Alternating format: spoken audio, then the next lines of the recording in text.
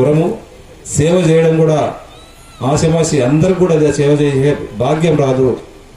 ఆ సేవ చేసే భాగ్యము మనకు వచ్చినందుకు దాన్ని 100% మనం పూరించుకోవాల్సినటువంటిది, కంప్లీట్ చేసుకోవాల్సినటువంటి బాధ్యత కూడా మనందరిపైన ఉందని చెప్పి, ఒక ప్రజాప్రతినిధులుగా మన పైన ఉందని చెప్పి కూడా మీకు అందరికీ తెలియజేసుకుంటూ, ఒక సక్సెస్ఫుల్గా మీరు 5 సంవత్సరాలు చేసినందుకు వాస్తవమే ఇప్పుడున్నటువంటి సర్పంచులకు ఇబ్బందులు కూడా ఉన్నాయి. చాలా 1.5 year కరోనా కాలం నడిచిపోయింది. మీరు గెలిచిన తర్వాత కూడా 5-6 నెలలు చెక్ పవర్ కూడా రాలేదు. వచ్చిన చెక్ పవర్ వచ్చిన తర్వాత కరోనా పోయిన తర్వాత కూడా ఎప్పుడు కూడా మీ ట్రెజరీలో బ్యాలెన్స్ కూడా వచ్చేది కాదు.